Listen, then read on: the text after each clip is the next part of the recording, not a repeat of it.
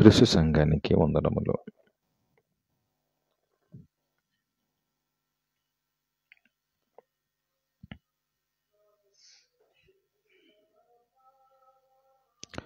ఈ యొక్క డిసెంబర్ మాసంలో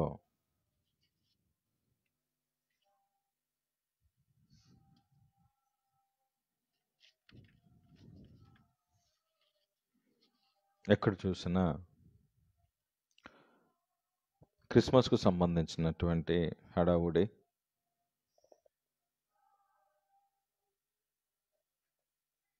మనకు కనిపిస్తూ ఉంది. అయితే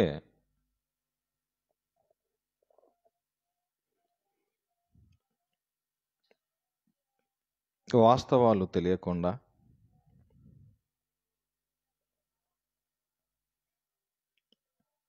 మనము దేవుని సువార్తకి కానీ దేవుని మాటలు ప్రకటించటానికి కానీ ఎక్కడ వ్యతిరేకం కాదు.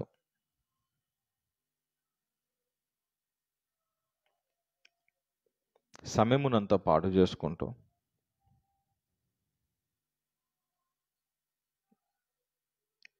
వారికి ఉన్నటువంటి ధనమంతా కూడా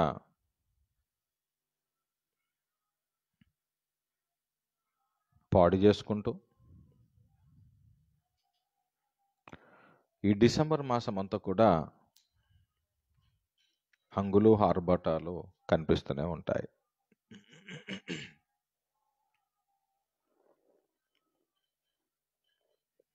మనకు బైబిల్ మనకు ఏ విషయమైనా బైబిలే చెప్పాలి.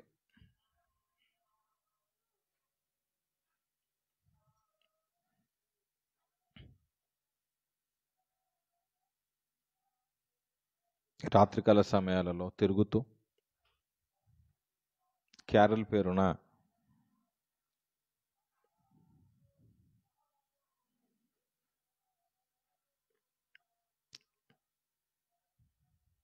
సమయమునంతా పాడు చేస్తూ ఆరోగ్యాలు పాడు చేసుకుంటూ ఏ ఒక్క రోజున మరలా ఉదయకాల సమయంలో సువార్త ప్రకటిస్తున్నట్టు కానీ ఉదయకాల సమయంలో ఆయన పనిలో ఉన్నట్టుగా ఎక్కడ కనబడరు.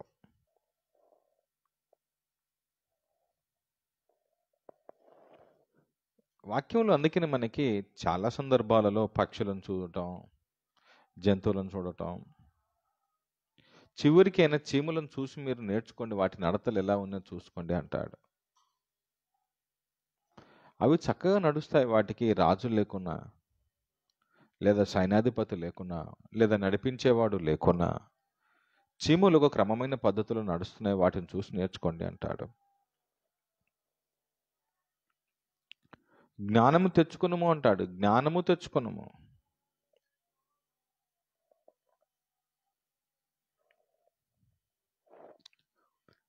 క్రమము లేని వారినే, క్రమమైన పద్ధతులు లేని వారినే బైబిల్ సోమరులు అని, క్రమము తప్పిన వారు అని చెప్తా ఉంది. జ్ఞానము తెచ్చుకోవటం అనేది అది కేవలం వాక్యం వల్లనే జరుగుతుంది.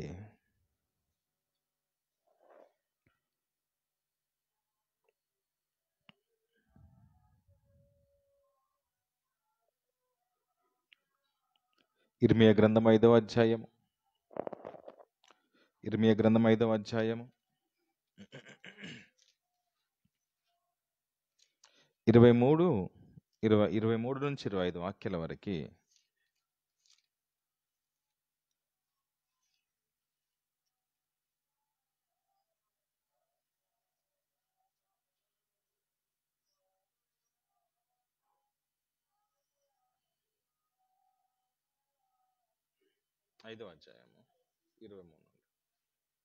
ఈ జనులు తిరుగుబాటును ద్రోహమును చేయు మనసు గలవారు, వారు తిరుగుబాటు చేయుచు తొలగిపోవచ్చున్నారు.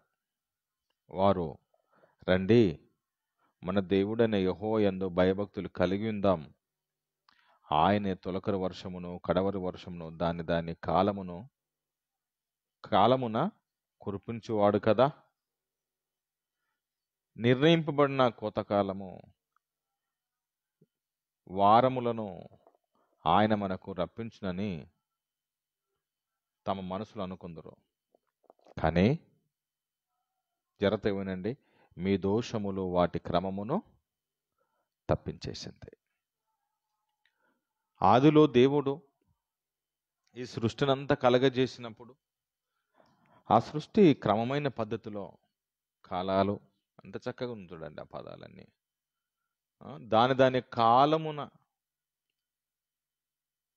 ఆయనే తొలకరి వర్షమును కడవరి వర్షమును దాని కాలమున కురిపించేవాడు కదా.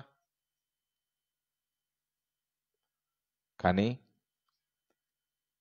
మీ దోషములు వాటి క్రమమును తప్పించేసేసా అన్నాడు. ఈ ప్రకృతిలో ఉన్నటువంటి క్రమాన్ని తప్పించేసేసాం. మనుషుల యొక్క తప్పిదాలే క్రమమును తప్పించేసింది.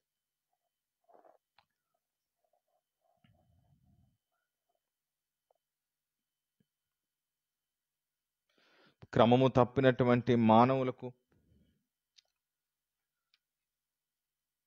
వాక్యం ఇలా చెప్తుంది. రోమీయులకు రాసినటువంటి పత్రిక 6వ అధ్యాయం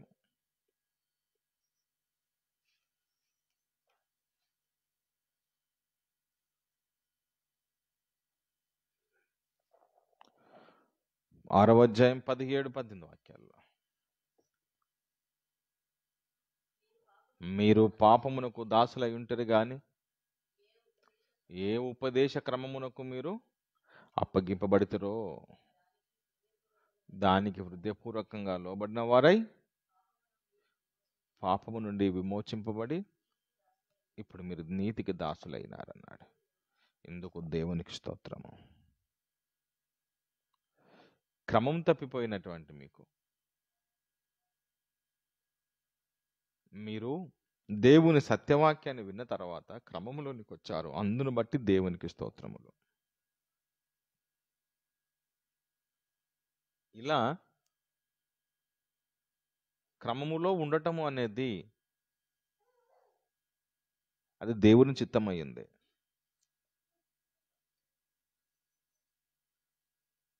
మీరు ఆ క్రమమును తప్పారు కాబట్టి ఈ సృష్టి కూడా, ఈ ప్రకృతి కూడా క్రమమును తప్పటానికి మీరే కారకులయ్యారన్నది.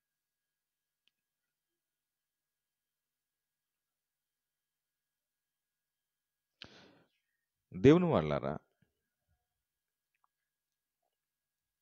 అనవసరమైనటువంటి హంగులు ఆర్భాటాలు ఈ డిసెంబర్ నుండి జనవరి వరకు అత్యధికంగా ప్రపంచవ్యాప్తంగా అత్యధికంగా బిజినెస్ జరగటములో కానీ, వ్యాపారం జరగటం కానీ, మద్యము కూడా అమ్మకాలు ఎక్కువగా డిసెంబర్ నుంచి జనవరి వరకు విపరీతంగా ప్రపంచవ్యాప్తంగా. క్రిస్మస్ పేరున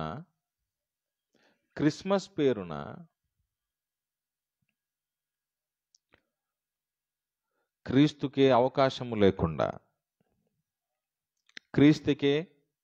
అవకాశము లేకుండా చేస్తున్నటువంటి అట్టి కార్యక్రమాలు అవన్నీ కూడా ఆయన ఎలా సమ్మతిస్తాడు? ఏమండి, క్రిస్మస్ వద్దంటున్నారా? మనకు తెలియాలి ఫస్ట్ క్రిస్మస్ అంటే ఏంటిది అనేటటువంటి అర్థం తెలియాలి. ఆరాధన చేయటం. మనం ఎక్కడ ఆరాధనకు వ్యతిరేకం కాదు. క్రీస్తుని ఆరాధిస్తున్నాము, క్రీస్తు జన్మదినాన్ని జ్ఞాపకం చేసుకుంటున్నాము అని అంటూ యవ్వన పిల్లలు సినిమాలో వేసే స్టెప్పులు, వారి యొక్క అలంకరణ, వారి యొక్క హావభావాలు, ఇది ఒక అన్యుడికి ఎలా దేవుని యొద్దకు నడిపిస్తుంది? దాని నుంచి అతడు ఏం నేర్చుకోగలుగుతున్నాడు? ఒక డ్యాన్స్ కార్యక్రమం వలన దేవుని వాక్యాన్ని పక్కన పెట్టి విపరీతంగా జరుగుతున్న డ్యాన్స్ కార్యక్రమాలలో దానికి ఒక మనిషి ఏం మారుతాడు? ఒక అన్యుడు నీ డ్యాన్స్ వలన అన్యునికి ఏం ప్రయోజనం? దేవుని ఎరగని వారికి నీ డ్యాన్స్ వలన సువార్త ఏం అందిస్తున్నావు? అందుకని బైబుల్ అంటది ఆటపాటలు మానుకోవాలి అని.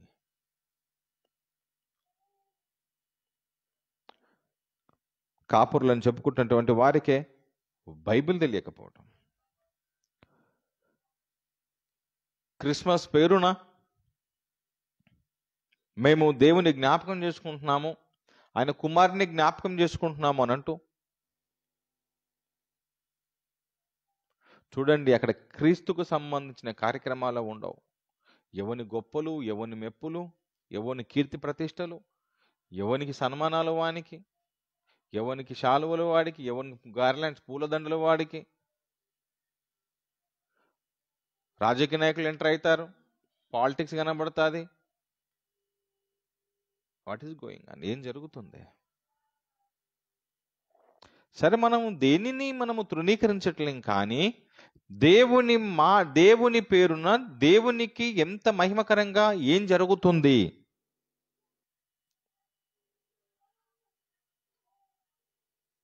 యేసుక్రీస్తు ఈ లోకానికి ఎందుకు వచ్చానో పరిశుద్ధ గ్రంథమైన బైబిల్ స్పష్టం చేస్తుంది కదా. చూడండి, మత్తయి సువార్త 18వ అధ్యాయము 11వ మాట. ఆయన ఎందుకు వచ్చాడు అసలు ఈ లోకానికి? క్రీస్తు ఎందుకు వచ్చాడు? ఆయన రావటానికి గల కారణం ఏమి?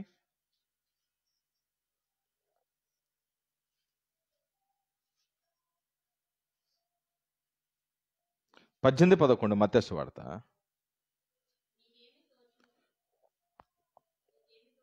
మీకు ఏమి తోచును? ఒక మనిషినికి 100 గొర్రెలు ఉండగా వాటిలో ఒకటి తప్పిపోయిన ఎడల విడిచి వెళ్ళి వెతకడా?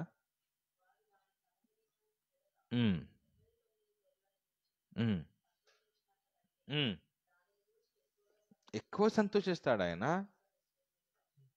తప్పిపోయిన దానిని రక్షించుటకు ఆయన వచ్చాను. దాని మీనింగ్ అంతా అదే, వెతకడా. ఒక మనుషుని కోసం, ఒక మనుషుని మార్పు కోసం దేవుడు ఎంత ఆలోచన చేస్తున్నాడు చూడండి. ఆయన ఎందుకు వచ్చానో తను చెప్తున్నాను, తాను ఎందుకు వచ్చానో రక్షించటానికి వచ్చాను. తప్పిపోయినటువంటి దాన్ని వెతికి రక్షించటానికి వచ్చాను ఆయన. ఈ రక్షణ కార్యక్రమాన్ని, రక్షణకు సంబంధించినటువంటి పనిని మానేసి ఈ ప్రపంచం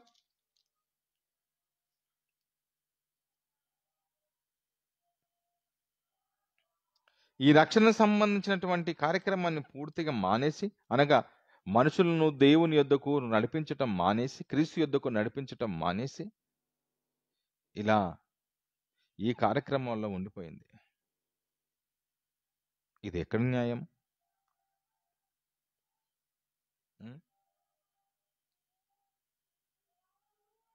ఆయన వచ్చింది ఇక్కడ అంటాడు చూడండి, పెద్దవారే కాదు 14లో, పెద్దవారే కాదు చిన్నవారు కూడా, అలాగే ఈ చిన్నవారిలో ఒక్కడని నశించుటకు పరలోకమందున మీ తండ్రి చిత్తము కాదు. అసలు దేవుడికి ఒక్కడు కూడా నశించిపోవటం ఆయనకి ఇష్టం లేదు. సమయం కొద్దిగానే ఉంది. ఈ కొద్దిగా ఉన్నటువంటి సమయంలో సమయానంత పాడు చేసి దేవుని యొద్దకు వారిని తీసుకొని రాకుండా హంగులు హారబాటల్లో మునిగిపోతే ఎలా?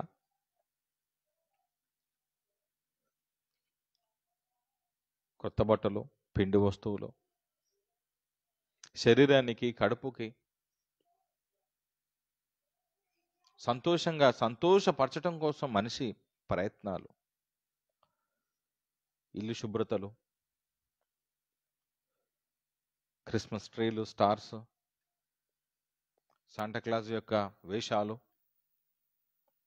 ఒక ఇదంతా డబ్బును విచ్చలవిడిగా ఖర్చు పెట్టడం ఇదంతా కూడా.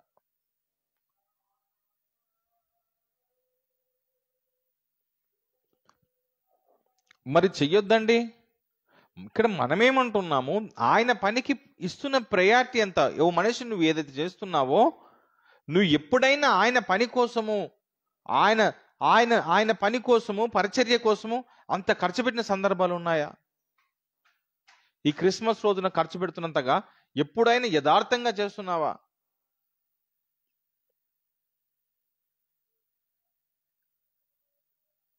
అందరూ క్రమం తప్పిపోయింది. ఈ ప్రపంచం అంతా దారి తప్పి వెళ్ళిపోయింది. వారిని సరిచేసి క్రీస్తు వైపుగా నడిపించవలసిన బాధ్యత కూడా అందరిపైన ఉంటుంది.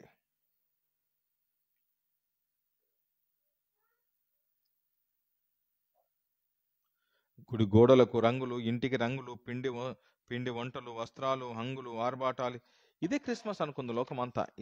ఇట్లనే జరిగితేనే క్రిస్మస్.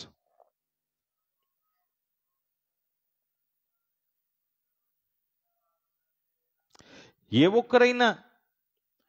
ఒక్కరైనా క్రీస్తు కాలములో, యేసుక్రీస్తు జన్మించిన టైము నుండి ఆయన మరణించినంత వరకే కానీ, ఆయన మరణించిన తర్వాత కానీ ఎక్కడైనా అపోస్తులు ఇలా డ్యాన్సులు, హంగులు, హర్బాటాలు, లేదా యేసుక్రీస్తు ప్రభువు కూడా తాను ఎక్కడనైనా ఇలాంటి కార్యక్రమాలు ఎక్కడ కనబడవు. అందుకనే ఒకని జన్మదినము కంటే ఒకని మరణదినమే మీరు అనుకుంటాం. పుట్టడం గొప్ప కాదు. ఆ మరణం అనేది పరలోకానికి మరణించిన తర్వాత అది డిసైడ్ చేస్తుంది ఎక్కడ చేరుకుంటున్నావు. అది మేలు. అది వాక్యం చెప్తుంది, ఒకని జన్మదినము కంటే మరణదినమే మేలు. యేసు మరణాన్ని ప్రకటించవలసిన బాధ్యత మనందరి మీద ఉంది. అయ్యా, మీరందరూ ఆయనను నమ్ముకోండి. ఆయన నమ్ముకుంటే మీరు పరలోకానికి పోతారు.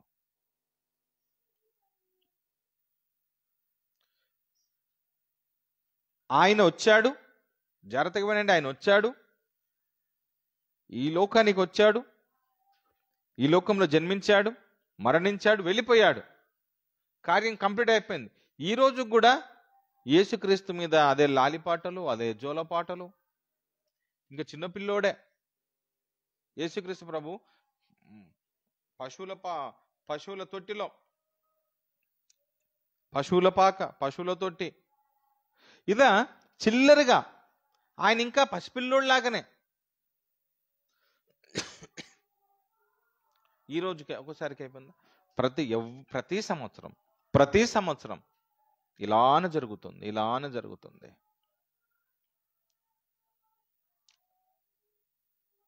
దేవుని వారలారా, సరే నేను మీకు అంటాను, జాగ్రత్తగా మీరు ఒక ఆలోచన చేయండి.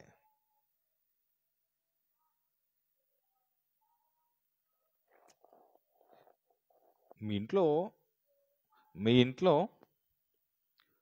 మీ పిల్లలది కానీ మీ కుటుంబ సభ్యులది ఎవరైనా పుట్టినరోజు ఉందనుకోండి, మనం వారికి కొత్త బట్టలు తెస్తాం కదా, సహజమే.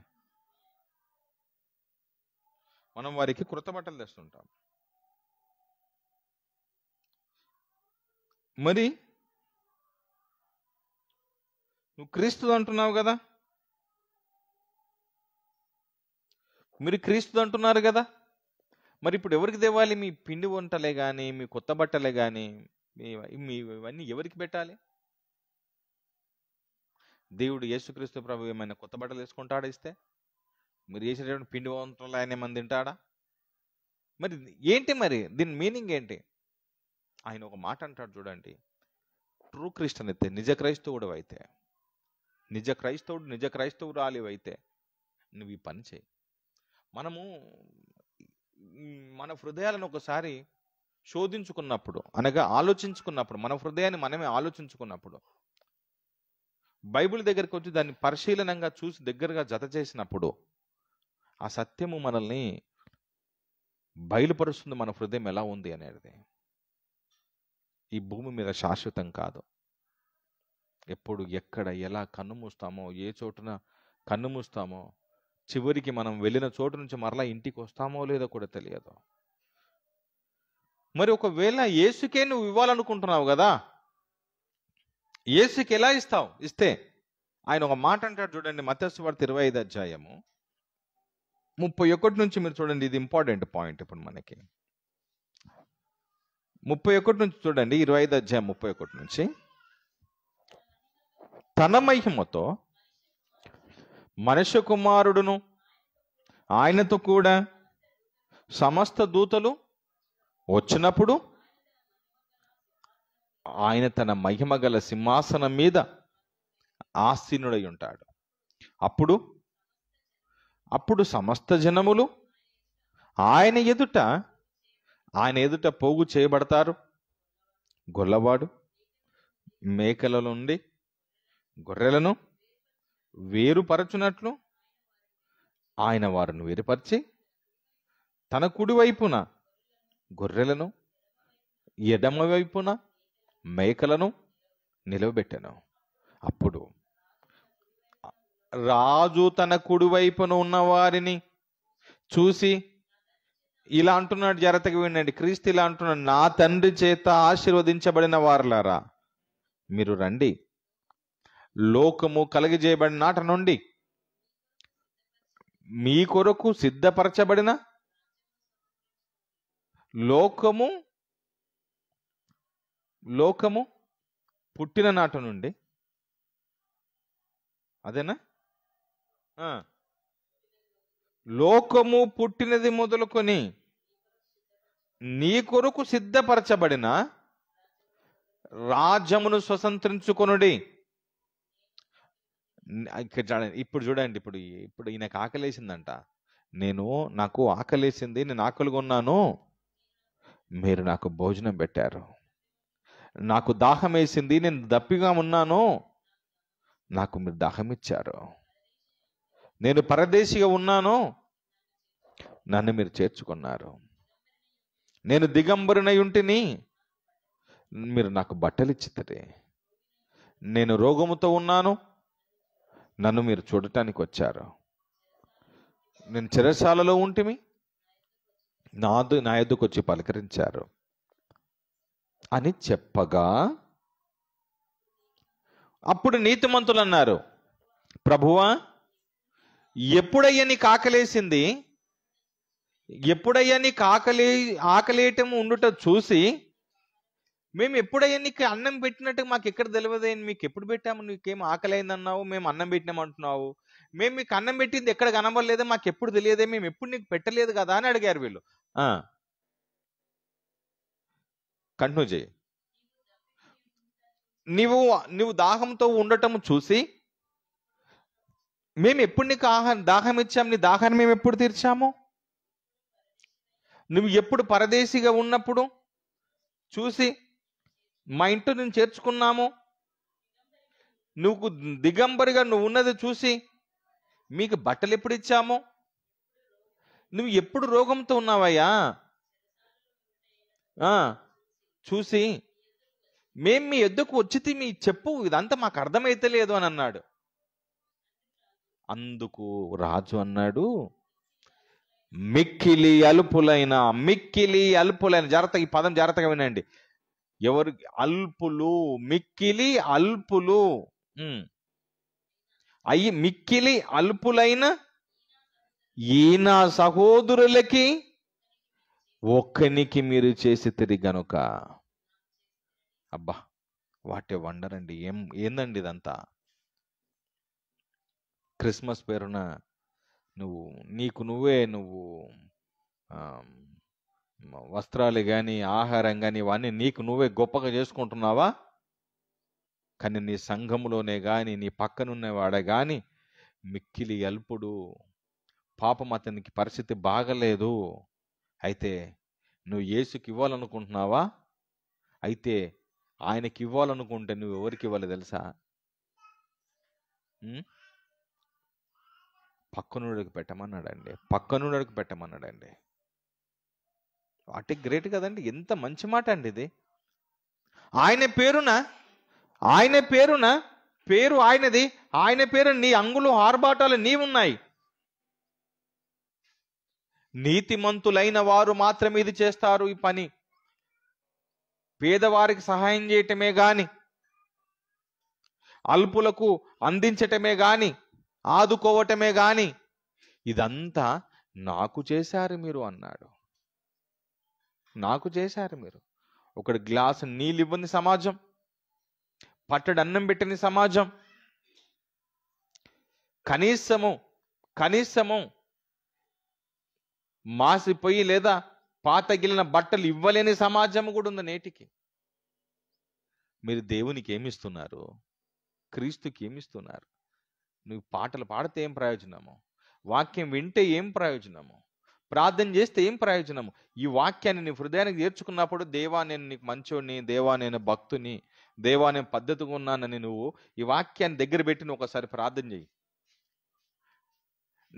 నాకే వస్త్రాలు తెచ్చుకుంటాను, నేనే పిండి వంటలు చేసుకుంటాను, నేనే హ్యాపీగా ఉంటాను, సంతోషంగా నేనే ఉంటాను, ఇదంతా నీకు ఇచ్చినట్టే క్రిస్మస్ సందర్భంగా అని ఒక మాట ఈ వాక్యం దగ్గర పెట్టుకుని ప్రార్థన చేసుకో. అప్పుడు నేను యాక్సెప్ట్ చేస్తుందా దేవుడు? నేను అంగీకరిస్తున్నాడా?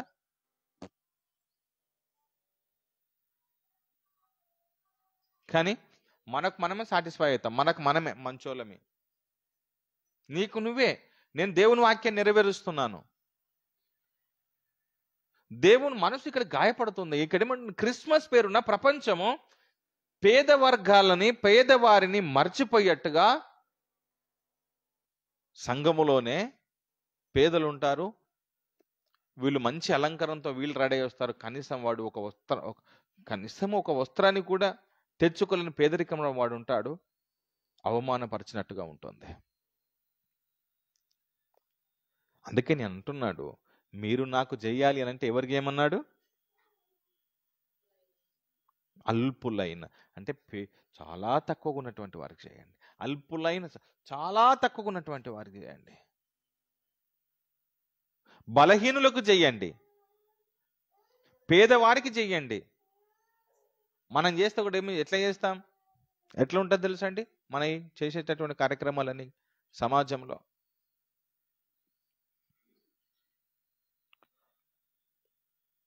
మనం పెడితే మరలా తిరిగి పెట్టాలి, మనం ఇస్తే తిరిగి ఇవ్వాలి. ఇవన్నీ కార్యక్రమాలు ప్రపంచం ఇలానే ఉండే. మనం ఇస్తే మనకిస్తారు, ఇస్తారు, పెడితే పెడతారు. ఈయన అంటున్నాడు, నీకు మరలా తిరిగి ఇవ్వలేనటువంటి వాడికి నువ్వు ఇచ్చేసేయి. మరలా నీకు తిరిగి ఇవ్వలేనంత పేద స్థితిలో ఉన్నవాడికి నువ్వు ఇచ్చేసేయి. నువ్వు వాడు నీకు మరలా తిరిగి ఇవ్వడు. అప్పుడు నువ్వు నాకు ఇచ్చిన వాడవైతావు. ఎంత మంచి మాట అండి ఇది. లేదండి మేము ఇట్లనే ఉంటాము, మాది మేమే తెచ్చుకొని, మాది మేమే తింటూ, మాది మేమే ఉంటూ, మా క్రిస్మస్ అని మేమే ఇవి చేసుకుంటూ, మా భక్తిలో మేము ఉంటామంటావా? అది కిందకు వస్తే నీకు ఇంకో వాక్యం కనబడతా అని కంటిన్యూగా చూడండి.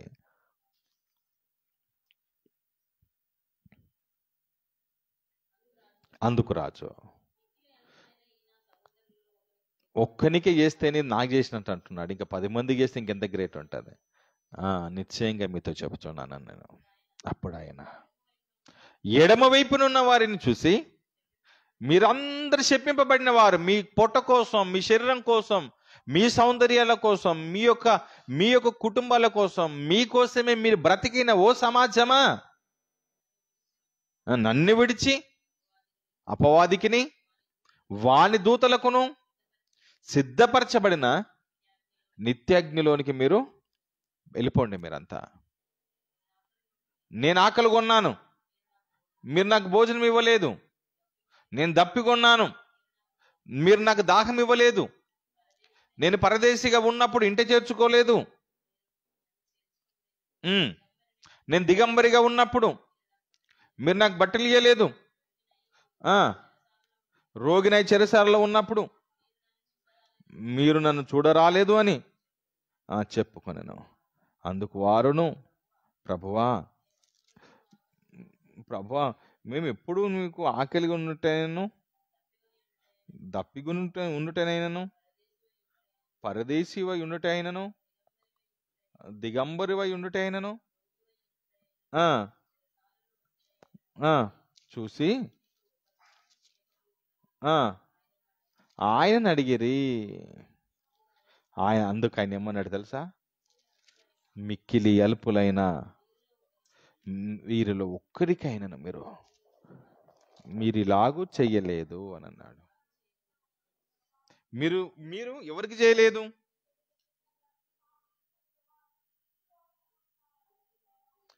అల్పులకు చేయలేదు, మీరు పేద వర్గాలకు చేయలేదు. మీరు వారికి చెయ్యలేదు కాబట్టి, అల్పులైన వారికి మీరు చేయలేదు కాబట్టి మీరు నాకు చేయనట్టే అని అన్నాడు. ఎంత మంచి మాట్లాడేవాళ్ళు. అంటే ఈ యొక్క ఈ ఈ కార్యక్రమాలలో, ఈ యొక్క క్రిస్మస్ కార్యక్రమాల పేరున జరుగుతున్నదంతా కూడా ఎవరికి వారు ఎవరి వారే అన్నట్టుగానే గడుపుతున్నది. కానీ ఆ దేవుని గురించినటువంటి ఆలోచన కానీ, దేవుని గురించినటువంటి మనసు కానీ లేకుండా పోయింది ప్రపంచానికి.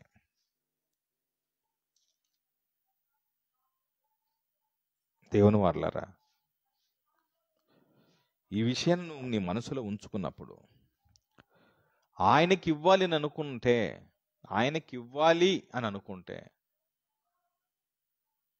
నువ్వు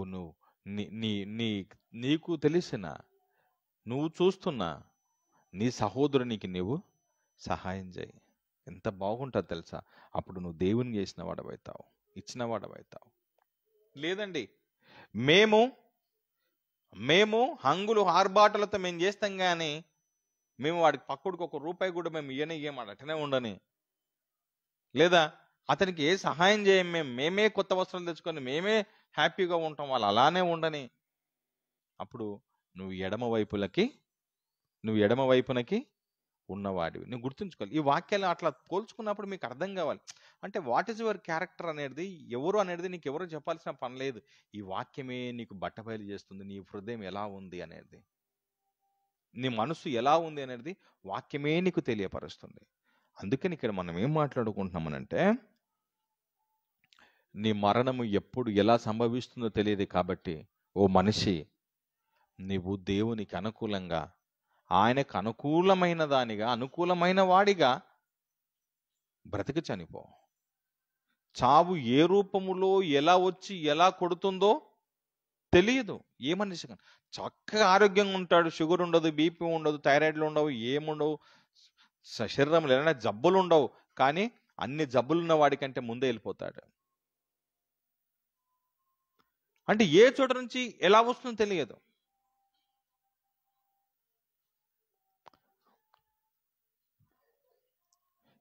దేవునికి లేదా క్రీస్తుకు మీరు చెయ్యాలనుకుంటే మీరు ఆయనకే చెయ్యండి. ఆయనకి చేయటం అంటే తోటి వారికి చెయ్యండి. తోటి వారికి చెయ్యాలి అని అంటే అట్టి మనసు నీవు, క్రీస్తుకు కలిగినటువంటి మనసును నువ్వు క్రైస్తవుడైనటువంటి వాడిగా నువ్వు కలిగి ఉండాలి. ఇవన్నీ పక్కన పెట్టేసి నేను పిండి వంటలు, నేను ఇవి అవి అంత హంగామా ఆర్భాటాలు చేస్తానంటే చేసుకో. నేను ఎవరు వద్దన్నారు, నేను ఎవరు ఆపుతారు? మనం ఎవరైనా ఆపుతామా? ఎవరు ఆపము. కానీ వాక్యమే నీకు అడ్డు తొలుగుతుంది, నిన్ను నిర్ణయింపజేస్తుంది. ఇక మీరందరూ కూడా క్రిస్మస్ అనేటటువంటి మాటకి ఆరాధన చేయటం అంటే వాక్యాన్ని ప్రకటించం. ప్రపంచం మానేసేసి యవ్వన పిల్లలతోటి డ్యాన్స్లు ఆడిపియటం, సమయానంత పాడు చేయటం, అది ఆరాధన పరిధిలోనికి రాదు. నీ డ్యాన్స్ వలన ఎవడు మారతాడు? నువ్వు టైట్ జీన్స్లు వేసి టీషర్ట్లు వేసేసి నువ్వు డ్యాన్స్ ఆడిపిస్తే వచ్చినోడికి ఆడికేం అవసరం? నీ డ్యాన్స్ వల్ల వానికేంటి ప్రయోజనం? దేవుని వాక్యాన్ని అంత పాడు చేస్తుంది ప్రపంచం. నిన్న రోజున నాకు వాక్యం చెప్పడానికి పిలిచారు, అందరూ కామ్గా కూర్చున్నారు, సెమీ క్రిస్మస్ అని పెట్టుకున్నారు, కామ్గా కూర్చున్నారు. ఈరోజు పేపర్లో కూడా వచ్చింది. మేము నిన్న జరిగిన కార్యక్రమం అంతా కూడా చక్కగా వాళ్ళు దేవుని పాటలు పాడినారు, వాక్యం విన్నారు, కేక్ కట్ చేసుకున్నారు, దేవుని మాటలకు ప్రయారిటీ ఇచ్చారు. అలా ఉంటే తప్పేం లేదు. కానీ సమయమునంతా పాడు చేసుకుంటుంది ప్రపంచం. నేను మీకేం తెలియజేస్తున్నాను అనంటే, మీరు క్రీస్తుకి ఇవ్వాలనుకుంటే మీరు ఎవరికి ఇవ్వాలి?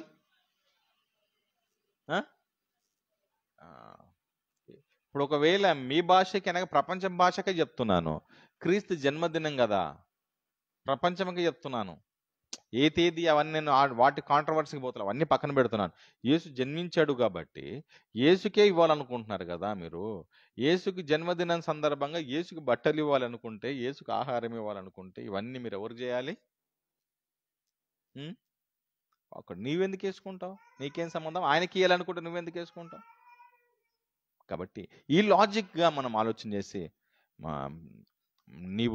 నీకు తోసిన సహాయము నీ సహోదరుల అల్పులైన వారికి మీరు చేయండి. కళ్ళు మూసుకుందాం, ప్రార్థన చేసుకుందాం.